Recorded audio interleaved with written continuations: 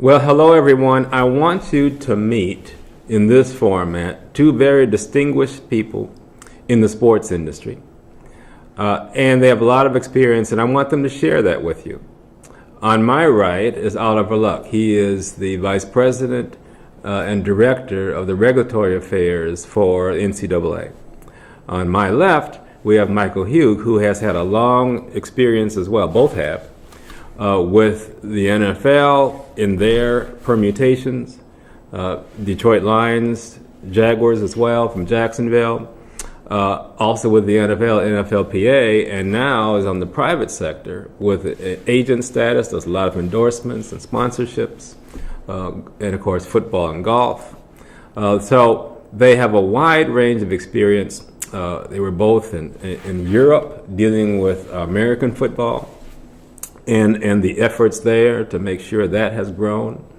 With Mr. Luck on my right, former athletic director at West Virginia. So we've got experience at both the college level and the NFL level and other sports within the professional ranks. With Mr. Luck as well, there was a sports authority in which in Texas we're dealing with creating and essentially franchising a lot of the various sports there, soccer as well. So that breadth of experience really leads to one fundamental question, and that is, what kinds of characteristics do you look for when you're trying to see a law student that has a future in the sports industry?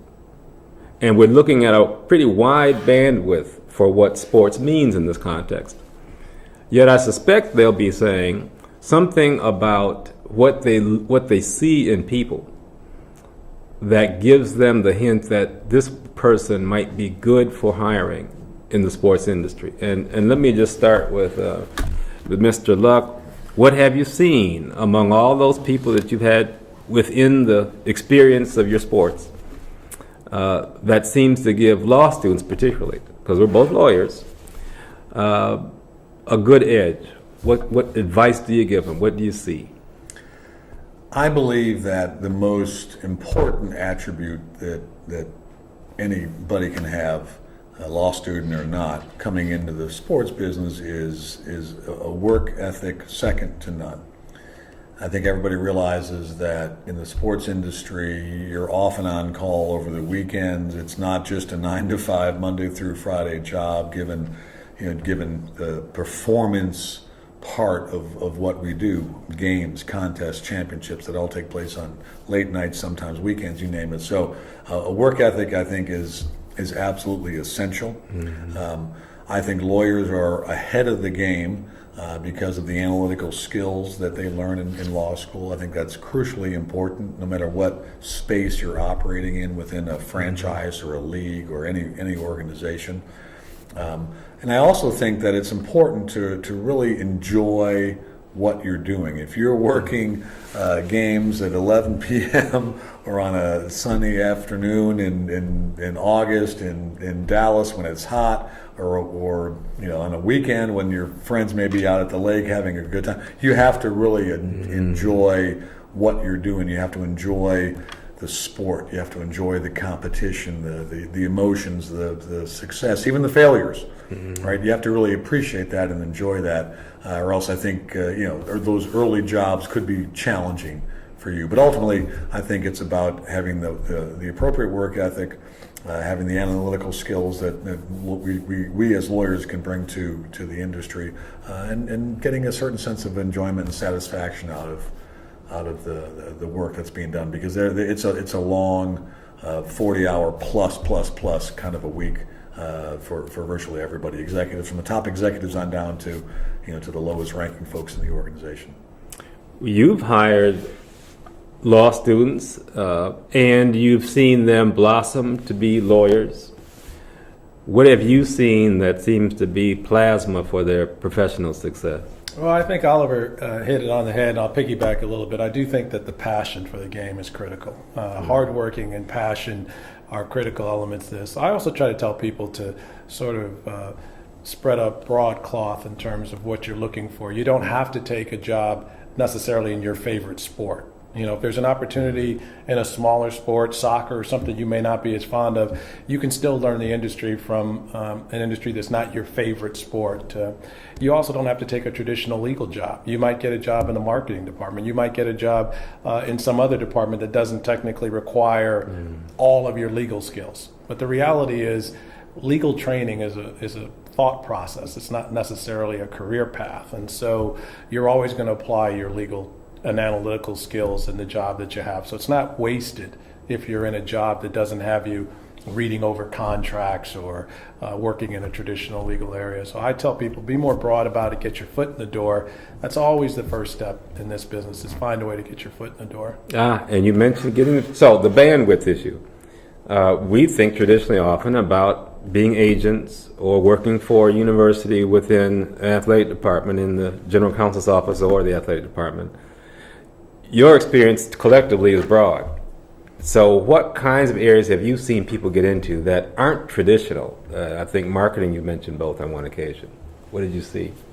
Well, you've got a number of different organizations that are intimately involved with college athletics that aren't on campus. You have groups like IMG or Learfield or others that are monetizing the media rights for organizations and doing that very well. They're partnering with dozens and dozens, hundreds of schools around the country.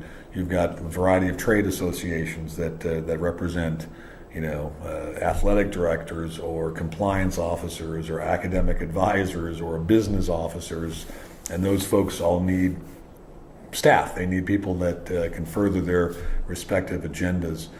You've got a revolution taking place really in media. How do we cover our team? How do we cover our school? Used to be we relied on a couple of beat writers and on the ESPN guys. Well, now there are studios on campus where athletic departments are creating content for their viewers. So we have to make sure that we're looking down the road a little bit at potential disruptors of our industry. It's happening everywhere. It's happening in the cab industry. Uber wasn't much of a player 10 years ago. Now it is. It's happening in house rentals. Who heard of Airbnb 20 years ago, 10 years ago, 5 years ago even? So we've got to make sure that we're always looking at potential disruptors of our industry, because that will also be a path where folks can get jobs. Nobody was really thinking about analytics 10 or 15 years ago at the college level. Well, now we are. We can analyze analytics in terms of our fan base and what we may be providing them, and in terms of talent and the quality of our student athletes and our coaches. There's a lot of things that are changing in the industry. So it's not just thinking about going to work in a traditional athletic department. There are many other what I would call tangential industries that are as involved in college athletics as possible, that are offering plenty of opportunities for folks to break into the business.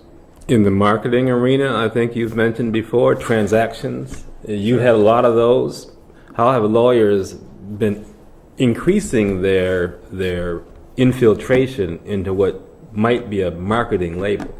Well, I think today the normal athlete thinks of himself as a brand. And so brand development has become a much bigger part of this. That's why you have all of the issues relative to publicity rights and things that are going on with athletes. And so you're growing the athlete not just in his contract or his appearances, but really building a brand. And marketing has expanded where these athletes are touching a lot of companies through endorsements. They're engaged in a number of different ways that companies don't have the experience. They haven't had the familiarity.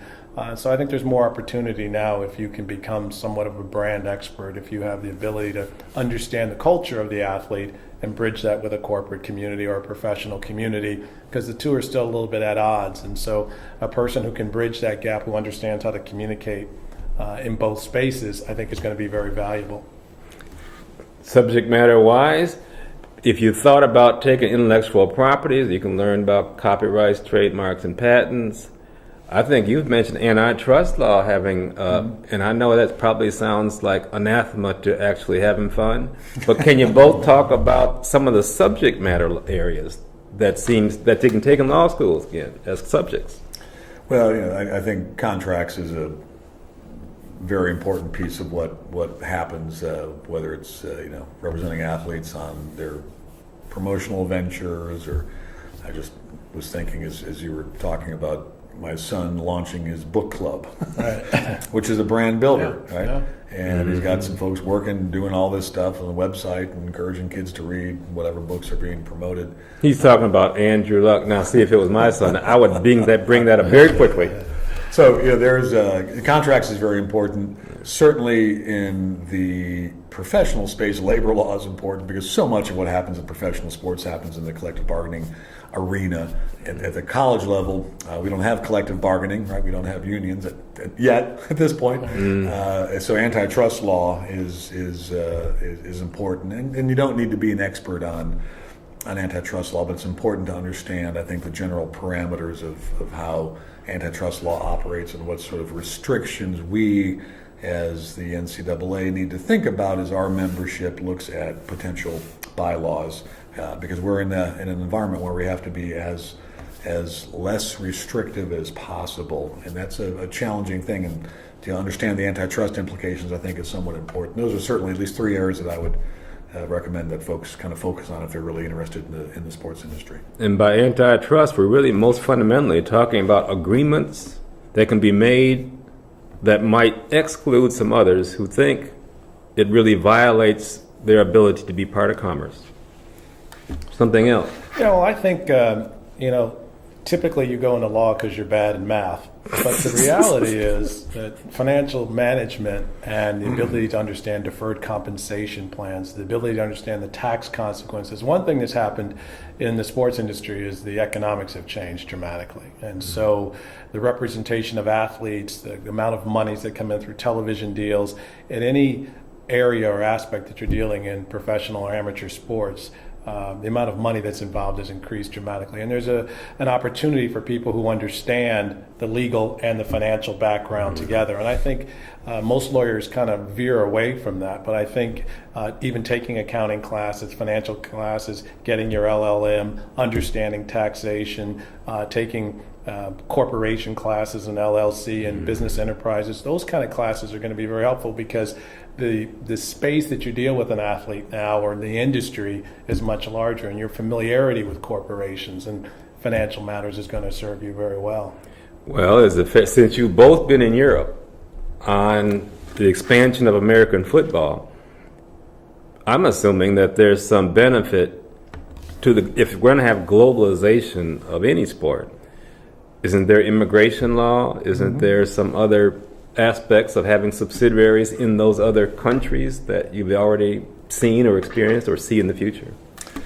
There certainly is. I would think. I mean, we're even if some of our professional sports are dominated by homegrown Americans, you still have you still got a lot of foreigners that are coming over. Certainly at the college level, we've got lots of student athletes who are coming from outside the U.S. to take advantage of our higher ed system.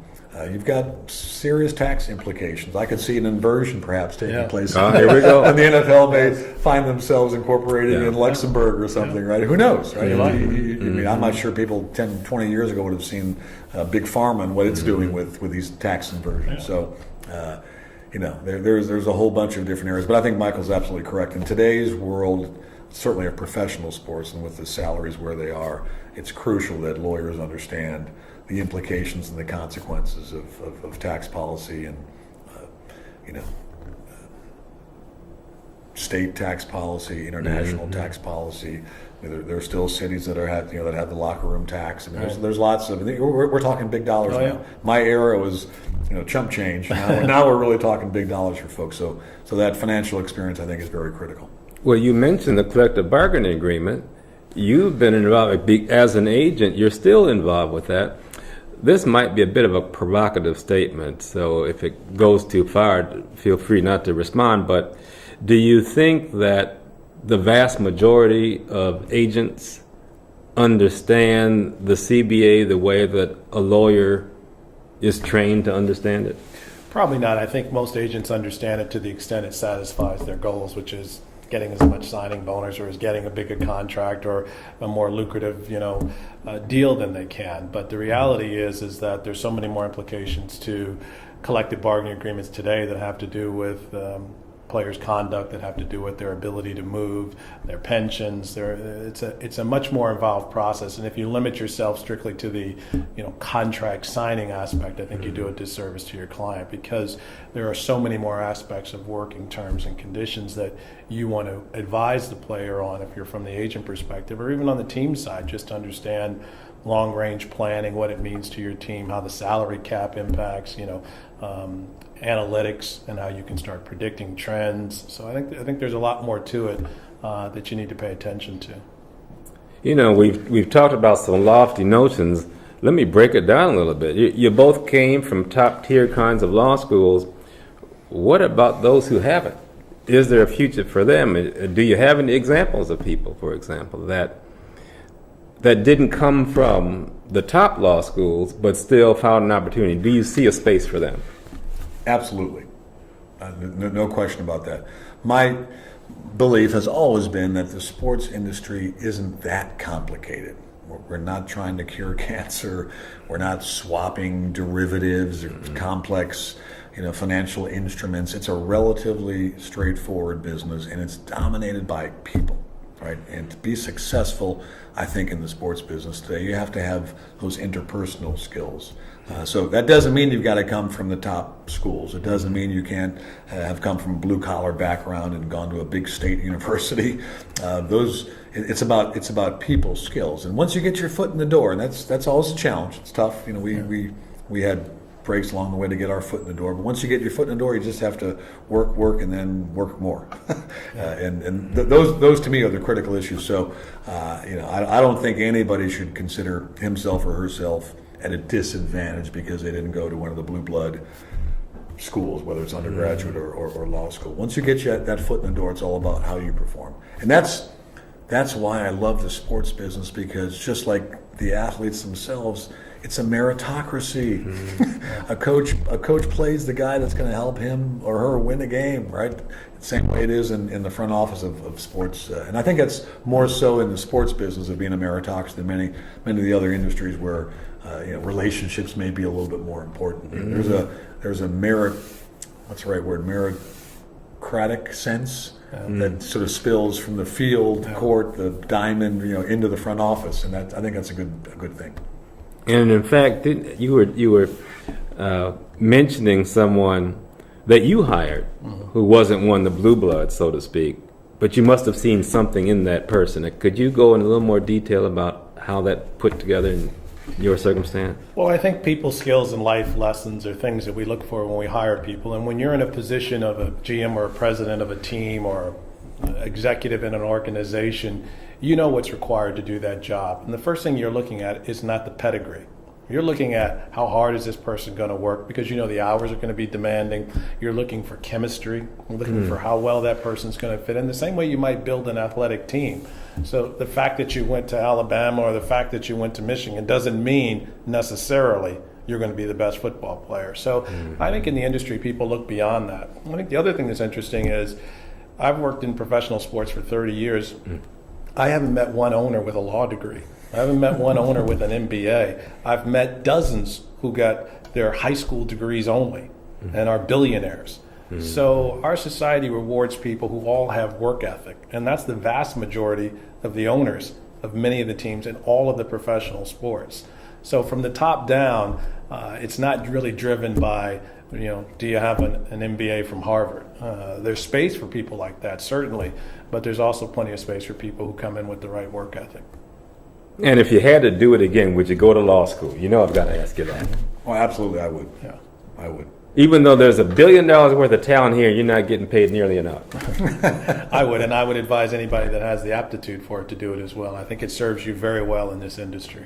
And why is that? Why has it worked for you all? What's worked? Well, I think it does set you apart. I firmly believe that. It does set you apart from the sort of mob of other kids coming out of college who are looking to get into the sports business. Number one. Number two, I think the analytical skills are real.